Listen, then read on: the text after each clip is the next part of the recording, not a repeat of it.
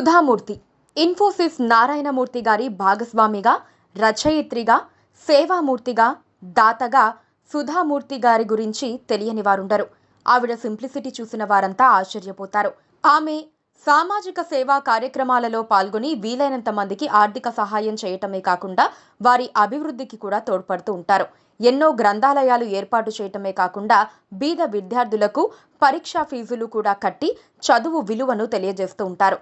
అలాంటి సుధామూర్తిని రాష్ట్రపతి ద్రౌపది ముర్ము రాజ్యసభకు నామినేట్ చేశారు. శ్రీమతి మూర్తిని అభినందిస్తూ అంతర్జాతీయ మహిళా దినోత్సవం నాడు ప్రకటన వెలువడినందున ఆమె రాజ్యసభలో ఉండటం దేశ నారీ శక్తికి శక్తివంతమైన నిదర్శనమని ప్రధాని నరేంద్ర మోడీ అన్నారు. భారత రాష్ట్రపతి శ్రీమతి సుధామూర్తి జీని రాజ్యసభకు నామినేట్ చేసినందుకు నేను సంతోషిస్తున్నాను. సామాజిక సేవ, దాతృత్వం మరియు విద్యతో సహా విభిన్న రంగాలకు సుధాజీ చేసిన కృషి అపారమైనది మరియు స్ఫూర్తిదాయకం. రాజ్యసభలో ఆమె ఉనికి మనకు శక్తివంతమైన నిదర్శనం.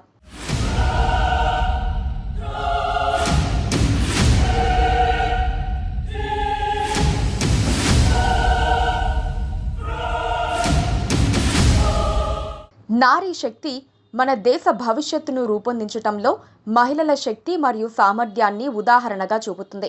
ఆమెకు ఫలవంతమైన పార్లమెంటరీ పదవీకాలం కావాలని కోరుకుంటున్నాను అని ప్రధాని మోదీ అన్నారు. భారత రాష్ట్రపతి 12 మంది సభ్యులను కళలు, సాహిత్యం, శాస్త్రాలు మరియు సామాజిక సేవలకు చేసిన కృషికి పార్లమెంటు ఎగువ సభకు నామినేట్ చేస్తారు. సుధామూర్తి చేసిన సామాజిక సేవలకు గుర్తింపుగా పద్మభూషణ్, పద్మశ్రీ అవార్డులను కూడా అందుకున్నారు. సుధామూర్తి భర్త ఐటీ దిగ్గజం ఇన్ఫోసిస్ వ్యవస్థాపకుడు. ఇంజనీరింగ్ చదివిన సుధామూర్తి కాలేజీలో మొదటి అమ్మాయి. అమ్మాయిలకు ఇంజనీరింగ్ చదువు ఎందుకు అని ఎంతో మంది ప్రశ్నిస్తూ ఉండేవారంట.